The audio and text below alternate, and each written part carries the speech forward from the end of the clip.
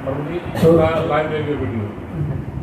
जो हम हरिनाम कर रहे हैं ना, सुबह से जो प्रभात फेरी में निकले हुए हैं और हरिनाम गा रहे हैं, हरिनाम कर रहे हैं, ये वास्तव में हरिनाम क्या है?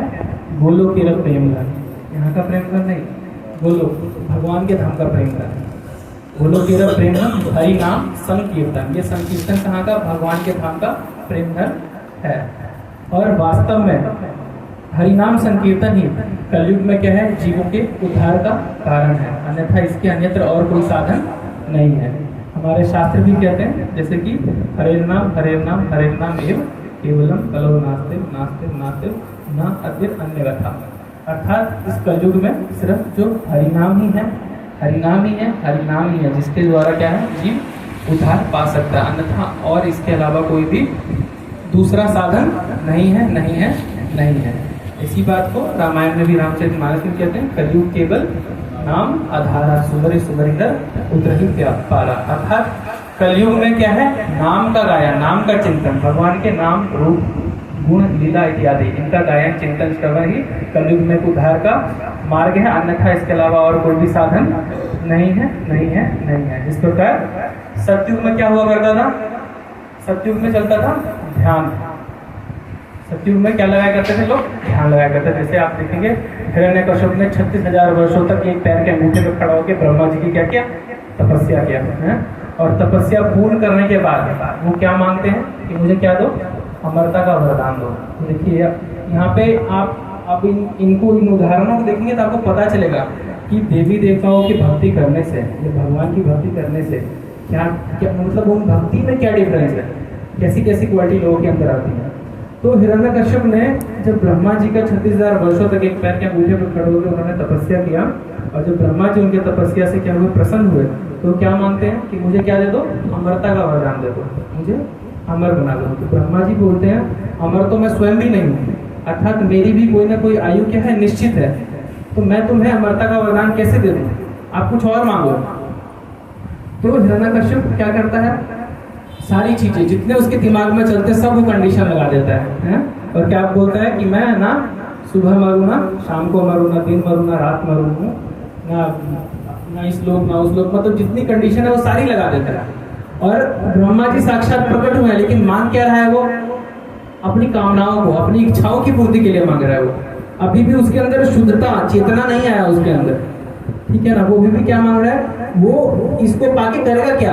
दूसरों के लिए उद्धार का कार्य नहीं करेगा। वो क्या कर रहा है? अपने आप को भगवान बनाना चाह रहा है ना? तो उसके अंदर शुद्धता नहीं आया। ठीक, हम अगर उदाहरण लेंगे किसका? रावण का। रावण का उदाहरण लेंगे तो रावण भी क्या था? दुर्गा देवी का भक्त था, परंतु शुद्धता उसके अंदर भी नहीं था, ठीक है ना? वो शुद्ध नहीं था, पवित्र नहीं हो पाया। आप कितनी भी देवी देवताओं की तपस्या कर लीजिए, ये तपस्याएं सिर्फ कामनाओं को, आपकी इच्छाओं को पूर्ण करने के लिए होते हैं, ठीक है? लेकिन जब जीव क्या है? इन रजोगुण तमोगुण या अपनी इच्छाओं से जब ऊपर उठता है, तभी वो भगवान के बारे में या भगवान की क्या करता है? तपस्या या भगवान के नाम का गुणगान करता है। और भगवान के लिए तपस्या किया जाना, जैसे कि हम देखते हैं, आप शास्त्र से एग्जाम्पल ले लीजिए, उदाहरण ले लीजिए।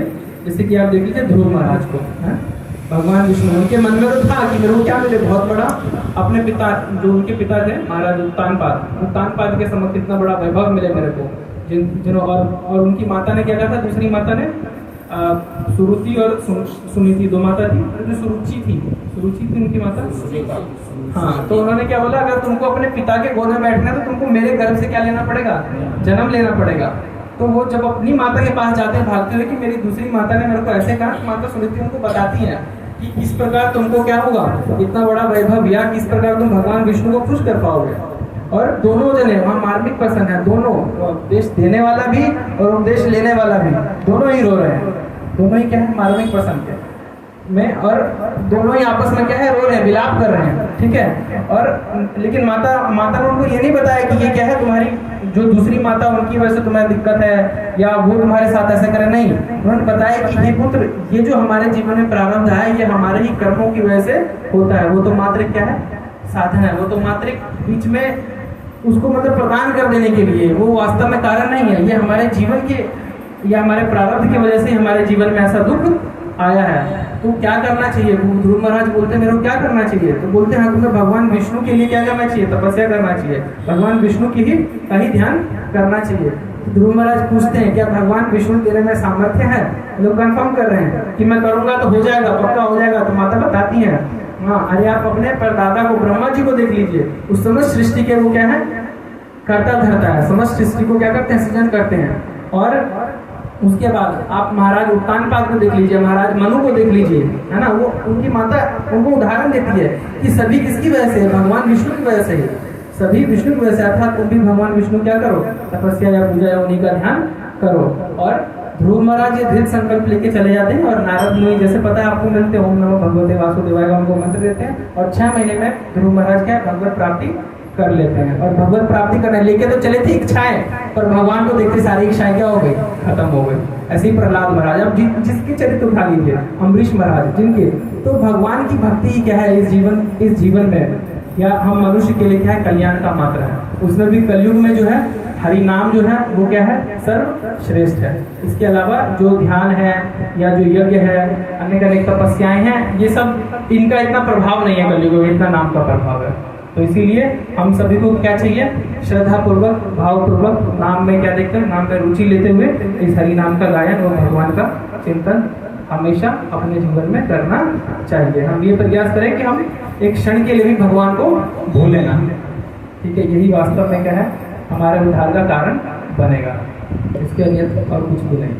आप चाहे किसी भी चीज़ को ले लीजिए, किसी भी अन्य चीज़ों को पकड़ लीजिए, तपस्याएं कर लीजिए, साधनाएं कर लीजिए, सब खत्म हो जाएगी। लेकिन जो हरि नाम है, अगर एक बार आपके जीवा में चल गया, आपके चित्त में हरि नाम उतर गया, तो ये आपके उद्धार का कारण, मात्र और मात्र उद्धार का कारण हरि नाम ही बनेगा, अन्यत्र इसके अलावा कुछ नहीं।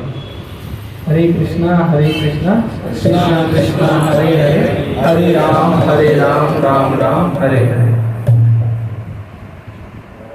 बहुत बहुत धन्यवाद आप वासीदास पढ़ी का। और हम हमारे बीच में श्री सुरेंद्र देव जो कि